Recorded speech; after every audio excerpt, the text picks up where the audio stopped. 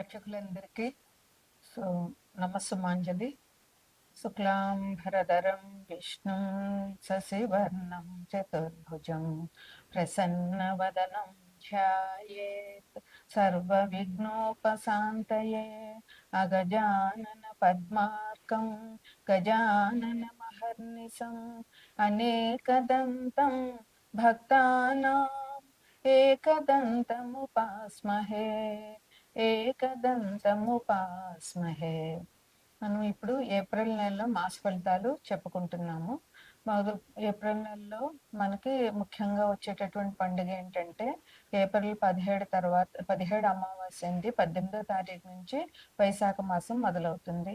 అందువల్ల వైశాఖ మాసంలో వచ్చేది అక్షయ తృతీయ. అది ఆ పండగ. ఆ రోజు లక్ష్మీదేవిని పూజించాలి. ఇంతకు మించి ఏప్రిల్లో మనకి ఇంకా పండుగలు ఏమీ లేవు. ఇక రాశి ఫలితాలు చెప్పుకోవాలంటే తదుపరి రాశి తులారాశి. తులారాశికి అధిపతి శుక్రుడు. తులలో ఏమంటాయంటే చిత్త 3, 4 పాదాలు, స్వాతి 4 పాదాలు, విశాఖ 1, 2, 3 పాదాలు ఉంటాయి. తులారాశికి అధిపతి శుక్రుడు. తులను లగ్నంగా చేసుకున్నట్లయితే కుంభంలో రాహువు, బుధుడు, కుజుడు ఉన్నారు. మీనంలో శని, రవి ఉన్నారు. శుక్రుడేమో మేషరాశిలో ఉన్నాడు. గురువేమో మిథున రాశిలో ఉన్నారు. కేతువేమో ఇక్కడ సింహంలో ఉన్నారు. తులను లగ్నంగా చేసుకున్నట్లయితే మీకు ఇక తులను లగ్నంగా చేసుకుంటే ఇది గ్రహాల సంచారం. ఇక ఈ గ్రహాలు మళ్ళీ మధ్యలో మారుతాయి. 15వ తారీఖున రవి మీనంలో నుంచి మేషంలోనికి వస్తారు. అట్లాగే కుంభంలో ఉన్నటువంటి బుధుడు ఏప్రిల్ 11వ తారీఖున కుంభం నుంచి మీనంలోనికి వస్తారు. ఏప్రిల్ 3వ తారీఖున కుంభంలో ఉన్న కుజుడు మీనంలోనికి వస్తారు. అట్లాగే మేషంలో ఉన్నటువంటి శుక్రుడు వృషభంలోనికి ఏప్రిల్ 20వ తారీఖున వస్తారు. ఇక ఈ గ్రహాలు మీకు ఈ మాసం ఎట్లా ఉంది అంటే అనుకూలంగా ఉందనే చెప్పవచ్చు. ఏప్రిల్ 17వ తారీఖున అమావాస్య అండి. 18 ఏప్రిల్ 18వ తారీఖు నుంచి వైశాఖ మాసం ప్రారంభం అవుతుంది. పాడ్యమి, విధియ, తదియ 3వ రోజున అక్షయ తృతీయ పండుగ వస్తుంది. ఈ పండుగ మనకి యాదగిరి నరసింహస్వామికి, తెలంగాణ అందరికీ మనకి యాదగిరి నరసింహస్వామి చాలా ఇష్టదైవం కదా. అందువల్ల ఆ రోజు యాదగిరి లక్ష్మీ నరసింహస్వామికి గంధంతో అలంకరణ చేస్తారు. అది ఆ రోజు స్వామిని దర్శనం చేసుకోవడం వల్ల మనకు కూడా చాలా చల్లగా ఉంటుంది, చాలా మంచి జరుగుతుంది అన్నమాట ఆయన దర్శనం వల్ల. అందువల్ల ఈ రాశి వారు, అన్ని రాశుల వారు కూడా యాదగిరి లక్ష్మీ నరసింహస్వామి దర్శనం చేసుకోవడం చాలా ఉత్తమం అన్నమాట. ఇక మీకు ఆదాయం ఈ మాసంలో ఫలితాలు ఎలా ఉన్నాయంటే, ఆదాయం చూడాలంటే ఆదాయం చాలా బాగుంటుంది. మీకు ఏ రకమైన ఇబ్బందులు ఉండవు. ఏ వృత్తి వ్యాపారాలు చేసే వాళ్ళైనా సరే మీకు ఆదాయం, మీరు ఏ రంగం ఏ వ్యాపారం చేసినా ఎంత ఆదాయం రావాలనుకుంటున్నారో అంత ఆదాయం వచ్చి తీరుతుంది అన్నమాట. ఇంక నిరుద్యోగులకి ఉద్యోగాలు వస్తాయి, కానీ చాలా కష్టపడాలి. అందువల్ల నిరుద్యోగులు చాలా కష్టం మీద మీకు ఫలితం వస్తుంది. మీకు ఫలితం వస్తుంది అని అన్నప్పుడు ఎంత కష్టపడడానికైనా వెనుకాడకూడదు. అందువల్ల మీరు కష్టపడండి, తప్పకుండా మీకు ఫలితం అనుకూలంగా ఉంటుందన్నమాట. ఇంకా పంచమంలో రాహు మూలంగా ఆయన అనుకూలంగా లేడు. అందువల్ల రాహు ఇబ్బందులు తొలగాలి అని అంటే కనుక మీరు రాహుకేతువులు పూజ చేయించడము, మంగళవారం నాడు సుబ్రహ్మణ్యేశ్వర స్వామిని దర్శించడము, మంగళవారం నాడు అమ్మవారి దుర్గాదేవి, కనకదుర్గాదేవికి పూజ చేయడం కూడా చాలా మంచి జరుగుతుంది అనమాట. ఇంకా మీకు కొంచెం ధైర్యం సన్నగిల్లుతూ ఉంటుంది. ఈ చికాకులు ఉండడం మూలంగా మనసులో ధైర్యం పోతుంది అనమాట. అందువల్ల మీరు ఈ రాహు పెట్టేటటువంటి బాధలు అంతా ఇంత ఉండవు. అందువల్ల మీకు ఆలోచన కూడా, పంచమం ఉంటే ఆలోచన కూడా నశింపజేసేటటువంటి కష్టాలు పెడతాడు. అందుకని మీరు వివేకంతో ఆలోచించి, మనసు కృంగిపోకుండా ఆలోచించి జాగ్రత్తగా మీరు ఉండాలి. ఇంకా కుటుంబంలో గొడవలు ఒకటి జరిగే అవకాశం ఉంది ఈ మాసంలో. అందువల్ల కుటుంబ సభ్యులతో సాధ్యమైనంత వరకు గొడవ పడకుండా సామరస్యంగా సమస్యను పరిష్కరించుకోవాలని చూడండి. వ్యవసాయదారులకి ధనం, ధాన్యం అన్నీ కూడా వృద్ధి అయ్యే అవకాశం ఉంది. వ్యవసాయదారులకి బాగుంటుంది ఈ మాసం. వాళ్ళకి ధనం బాగా వస్తుంది. వాళ్ళ ధాన్యం కూడా మంచి రేటుకి అమ్ముడవుతాయి అన్నమాట.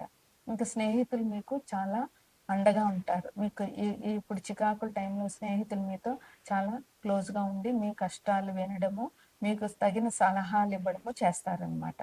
ఆరోగ్యం బాగానే ఉంటుంది. ఆరోగ్యంలో ఎటువంటి ఇబ్బందులు ఉండవు. చిన్న చిన్నవున్నా అది పెద్ద మనం లెక్క చేయాల్సిన అవసరం లేదు. ఇంకా వాహన సౌఖ్యం, వాహనాలు కొనగలిగే కెపాసిటీ ఉన్నవాళ్ళు, వాహనాలు కొనాలని అనుకుంటున్న వాళ్ళు ఈ మాసంలో ఆ రకంగా ప్రయత్నించడం చాలా మంచిది. ఇంకా ఇంట్లో మీకు శుభకార్యాలు జరుగుతాయన్నమాట. అది ఒక పెళ్లి కానివ్వండి, ఒక ఒడుగు కానివ్వండి, ఎందుకంటే ఉత్తరాయణ పుణ్యకాలం నుండి ఒడుగులు చేస్తారు కనుక, ఒక పెళ్లి అవనండి, లేకపోతే మీ పిల్లలకి ఒడుగులు అవనండి, ఇట్లాంటి శుభకార్యాలు ఈ మాసంలో జరిగే అవకాశం చాలా ఉంది. ఇంకా మీరు పూర్తిగా విందులు, వినోదాలు అనుభవిస్తారు ఈ మాసంలో. అందులోనూ అధిపతి శుక్రుడు కనుక ఆయన విందులు, వినోదాలకి పెట్టింది పేరు శుక్రుడు. ఇంక సంతానం సౌఖ్యం. సంతానం వల్ల మీకు ఇబ్బందులుండవు. సంతానం మీరు చాలా బాగా చూసుకుంటారు. అలాగే మీకు కూడా వాళ్ళ వల్ల మంచి పేరే వస్తుంది కానీ చెడు పేరు రాదు. సంతాన సౌఖ్యం కూడా బాగుంది. వాళ్ళ వల్ల మీకు మంచి జరుగుతుంది. శత్రువుల మీద మీకు జయం ఉంటుందన్నమాట. శత్రువులు మీరు ఎదిరించగలుగుతారు.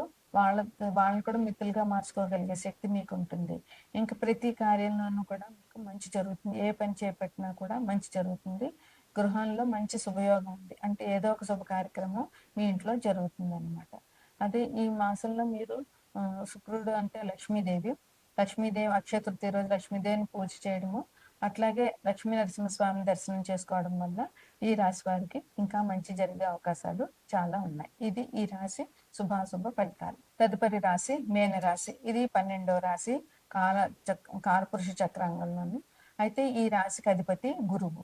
ఈయన 4వ ఇంట్లో మీనరాశి లగ్నంగా చేసుకుంటే 4వ ఇంట్లో మిథునంలో గురువు ఉన్నారు. మీనరాశికి అధిపతి గురువు. ఇందులో పూర్వభాద్ర 4వ పాదము, ఉత్తరాభాద్ర 4 పాదాలు, రేవతి 4 పాదాలు మీనరాశిలో ఉంటాయి. అయితే ఈ మీనరాశిలో మీనరాశి లగ్నంగా చేసుకుంటే గ్రహ సంచారం ఎట్లా ఉందంటే మీనరాశిలోనే శని ఉన్నారు, రవి ఉన్నారు. 2వ ఇంట్లో శుక్రుడు ఉన్నారు. 3, 4వ ఇంట్లో గురువు ఉన్నారు. 6వ ఇంట్లో కేతు ఉన్నారు. వ్యయంలో రాహువు, బుధుడు, శుక్రుడు. అంటే రాహువు, బుధుడు, కుజుడు. అంటే కుంభంలో రాహువు, బుధుడు, కుజుడు ఉన్నారు. అంటే ఇటు వ్యయంలో పాపగ్రహాలు ఉన్నాయి, లగ్నంలో పాపగ్రహాలు ఉన్నాయి. అందువల్ల మేనరాశి వారికి ఈ మాసం ఏంటి శని భగవానుడు ఈ సంవత్సరం అంతా అక్కడే ఉంటారు. అందువల్ల వేలినాటి శని జరుగుతూ ఉంది. ఇది ఆల్రెడీ 2.5 సంవత్సరాలు అయింది. ఇప్పుడు 2.5 సంవత్సరాలు, ఇంకా 5 సంవత్సరాల వేళకి పూర్తిగా ఉన్నది. అందువల్ల మేన్ రాశి వాళ్ళకి శని వల్ల ఇబ్బందులు మధ్యస్థంగా ఉంటాయన్నమాట. అంటే ఆల్రెడీ మొదలైపోయి 2.5 సంవత్సరాలు గడిచిపోయింది కనుక అంత ఇబ్బందులు లేకపోయినా కొంచెం జాగ్రత్తగా వ్యవహరించాల్సిన అవసరం మేన్ రాశి వారికి ఉంటుంది. ఎందువల్ల అంటే శని భగవానుడు న్యాయంగా, ధర్మంగా లేకపోతే ఇబ్బందులు పెట్టడం అనేది ఖచ్చితంగా చేస్తాడు. న్యాయంగా, ధర్మబద్ధంగా ఉంటే వాళ్ళు ఎటువంటి ఇబ్బందులు లేకుండా శని భగవానుడు వాళ్ళ జీవితం సాఫీగా వెళ్ళిపోయేలా చేస్తాడు. ఆయన చెడ్డ గ్రహం, పాపగ్రహం అని అనుకుంటాం కానీ నిజమైన ధర్మమైన గ్రహం ఆయన. అట్లాగే ధర్మానికి మరో పేరైన రవి కూడా ఇద్దరు మీనరాశి లగ్నంలోనే ఉన్నారు. అందువల్ల వీళ్ళకి జన్మశని, ఏలినాటి శని నడుస్తుంది. దీనివల్ల ఏంటంటే ఒత్తిడి బాగా తీసుకొస్తాడు శని భగవానుడు. ప్రతి చిన్న విషయానికి ఆందోళన పడిపోవడము, దానివల్ల భయం పెంచుకోవడము, ఆ ఆందోళన వల్ల, ఈ భయం వల్ల తప్పులు చేయడము. అందువల్ల ఆందోళన పడకుండా నేను ధర్మంగా ఉన్నాను, నాకు దేవుడు అనుకూలంగా ఉంటాడు అని నిరంతరం అనుకుంటూ ఉంటే మనం ఏది నిరంతరం జపిస్తూ ఉంటామో, తలుస్తూ ఉంటామో అదే మనకి జరుగుతుంది. అందువల్ల ఎప్పుడు చెడు ఆలోచించకుండా, నెగిటివ్ థాట్స్ లేకుండా పాజిటివ్ థాట్స్ ఒకటి ముందుకెళ్ళండి. అలాగే నాకు మంచి జరుగుతుంది, నేను ధర్మంగా ఉన్నాను, ధర్మంగా ఉంటాను, ఆ ధర్మంగా ఉండేలా చెయ్యి భగవంతుడా అని దేవుడికి దండం పెట్టుకోండి. అప్పుడు మిమ్మల్ని దేవుడు మంచి మార్గంలో నడిపిస్తాడు. మనం ఏది కోరితే అది భగవంతుడు మనకు ప్రసాదిస్తాడు కదా. అందువల్ల ఆందోళన, కోపం, ఉద్రేకం, బద్ధకం ఇవన్నీ శని లక్షణాలే. ఉద్రేకం, కోపం ఉంటుంది. బద్ధకం ఇంకా శని భగవానుడికి మొట్టమొదటి లక్షణం. అందువల్ల ఈ బద్ధకాన్ని మనకు పెడతాడు కానీ ఆ బద్ధకాన్ని మనమే అధిగమించి జాగ్రత్తగా ఉండాలి. అలాగే ఆరోగ్యానికి కూడా ఇబ్బందులు వచ్చేటటువంటి అవకాశాలు ఉన్నాయి. ముందే ఆరోగ్యాన్ని గురించి జాగ్రత్త వహించండి. ఇంకా మీకు అవమానాలు కూడా కొంచెం జరిగే అవకాశం ఉంటుంది. అందువల్ల ఎవరికైనా మాట్లాడేటప్పుడైనా, ఏదైనా ఎవరికైనా ఒక సలహా చెప్పేటప్పుడైనా, లేదా ఎవరికైనా ఒక పని చేసేటప్పుడైనా దానివల్ల ఎలాంటి పాజిటివ్ ఉంటుంది, ఎలాంటి నెగిటివ్నెస్ ఉంటుంది అని ఆలోచించి అప్పుడు మీరు ముందుకెళ్ళండి. దానివల్ల మీకు అనవసరంగా వచ్చే అవమానాలన్నీ తగ్గిపోతాయి అన్నమాట. అలాగే జీవిత భాగస్వామితో కూడా పరస్పర విభేదాలు ఉంటాయి. అది మీరు ఇద్దరు పరిష్కరించుకోవాల్సిందే. అది ఎవరు ఏం చేయలేరు కనుక జాగ్రత్తగా ఇద్దరు కూర్చోవడం, ఆలోచించుకోవడం, సమస్య నుంచి బయటకు రావడం చెయ్యాలి. ఇంకా సహాయ సహకారాలు కూడా ఉంటాయి. మీరు మంచిగా ఉంటే వాళ్ళ సహాయ సహకారాలు కూడా మీకుంటాయన్నమాట. హ్మ్. అన్నింట్లో కూడా మీరు జాగ్రత్తగా ఆలోచించితే మంచిగానే ధర్మంగా ఉంటే అన్ని పనుల్లో కూడా ఎన్ని చికాకులు చెప్పినా అన్ని చికాకులు కూడా అధిగమించగలుగుతారనమాట. హ్మ్. అయితే మీకు బాధ్యత ఎక్కువగా ఉంటుంది.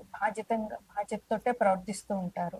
అందువల్ల మీ బాధ్యతాయుతమైన ప్రవర్తన వల్ల మిమ్మల్ని తొందరగా ఎవరు ఆహ్, ఆహ్, అపార్థం చేసుకునే అవకాశం ఉండకుండా ఉంటుంది. అట్లాగే క్రమశిక్షణ పాటించండి. తప్పకుండా శని భగవానుడికి కావాల్సింది క్రమశిక్షణ. ఆ క్రమశిక్షణ పాటించినట్లయితే ఇబ్బందులు తక్కువగా ఉంటాయి. వాహనాల అవరోధాలుంటాయి. విద్యార్థులకు అంకిత భావం ఉండాలి. విద్యార్థులు జాగ్రత్తగా అంకిత భావంతో పనిచేయాలన్నమాట. అందువల్ల వాళ్ళకి చదువు బాగొస్తుంది. విద్యార్థులు బాగుంటారనమాట. దానివల్ల విద్యార్థులకి మంచి అభివృద్ధి ఉంటుంది. అంటే ఈ మీనరాశి వారికి ఈ రకమైనటువంటి ఆహ్, లక్షణ నక లా శుభాశుభ ఫలితాలున్నాయి ఈ మాసంలోను. అందువల్ల మీరు జాగ్రత్తగా ఆహ్, లక్ష్మీ నరసింహస్వామి దర్శనం చేసుకోండి. అట్లాగే ఆహ్, గురువుని పూజించండి. అట్లాగే శని భగవానుడి కోసం మీరు ఇందులో అభిషేకాలు చేయించండి శనివారం నాడు. హనుమంతుడికి హనుమంతుడు గుడికెళ్ళి అక్కడ పూజలు చేయించండి. హనుమాన్ చాలీసా పారాయణ చేయండి.